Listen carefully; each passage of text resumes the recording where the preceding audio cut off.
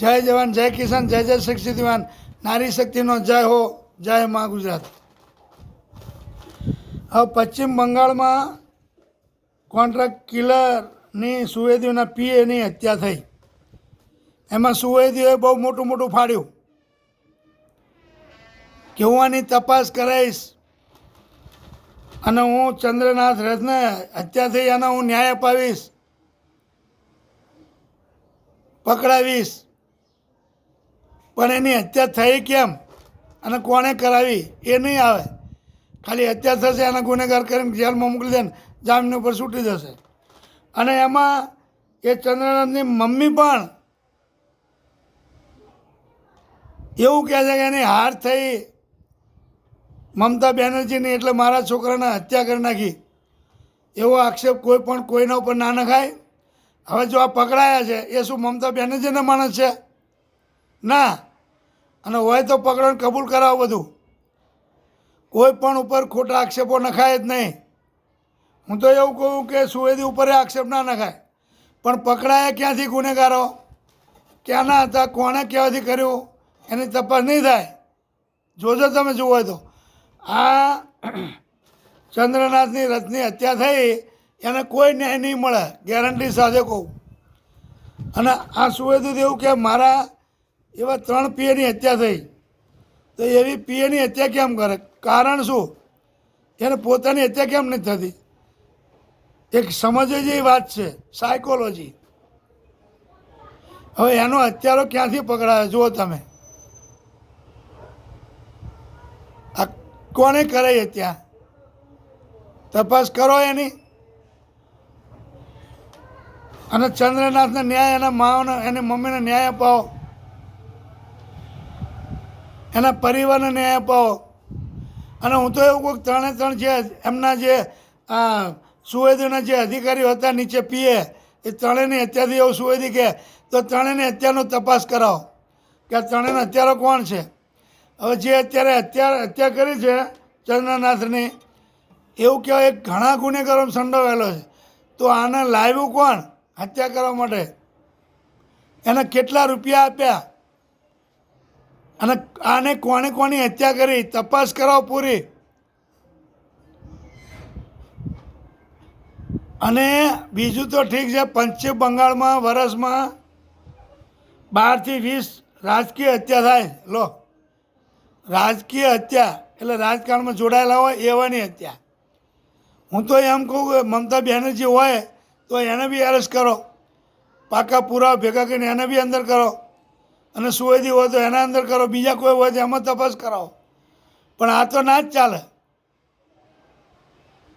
આપણે એવું નહીં માની લેવાનું કે હું મુખ્યમંત્રી બની ગયો એટલે હું ધારું એમ કરી શકીશ.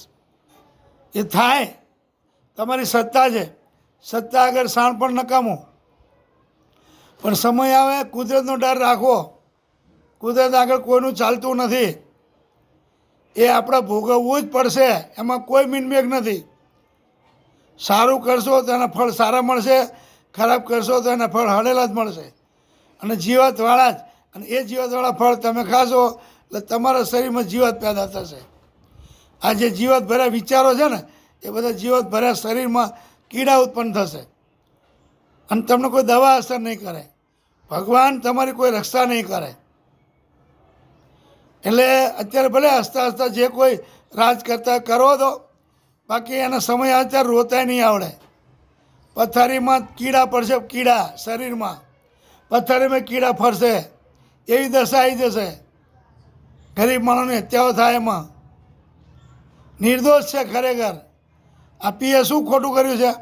એની હત્યા કરવાનું કારણ શું? એની તપાસ થશે? નહીં થાય. કેસ બધા ડામી દેવામાં આવશે. અને આ ચંદ્રનાથના મમ્મી છે ને, એ ન્યાય માટે તરપડશે. એને નહીં મળે ન્યાય. એ તરપડવાની જોજો તમે જોવે તો. એને બી ન્યાય નહીં મળે. કોઈને ન્યાય મળ્યા જ નથી તો એને ક્યાંથી મળવાના? ઇન્દિરા ગાંધીના માણસોને કોઈને હત્યા નહીં થઈ, રાજીવ ગાંધીના માણસોને કોઈને હત્યા નહીં થઈ. અત્યાર સુધી રેકોર્ડ છે. કોઈની હત્યા થઈ બતાવો. અને હત્યા થઈ, હત્યા કરી તો એને સજા થતી જ નથી. તો આવી રીતે સરકાર ના ચાલે. કડક બંદોબસ્ત કરી કડક કાર્યવાહી કરો અને જે ખરેખર હત્યારા હોય એમને સજા અપાવો. એનો એન્ડ સુધીનો કેસ મજબૂત બને એના માટે પુરાવા ખરેખર સાચા ઊભા કરો. ખોટા પુરાવા ઊભા કરીને એને સજા ના અપાવશો અને સાચા પુરાવા ઊભા કરીને એને સજા અપાવો. અને પુરાવાના અભાવે નિર્દોષ છૂટે એવું કોઈ કામ ના કરશો. દરેકે ઈશ્વરનો ડર રાખો. આપણે હિન્દુ રાષ્ટ્ર દેશ છે અને હિન્દુને વધારે આપણો દેશ હિન્દુમાં જ છે અને હિન્દુમાં ભગવાનોને માનતો દેશ છે, દેવી દેવતાઓને માનતો દેશ છે. ધાર્મિક આખા વિશ્વની અંદર આપણા દેશની અંદર મોટા મોટા ધાર્મિક સ્થળો આવેલા છે. ધર્મને માનતો દેશ છે.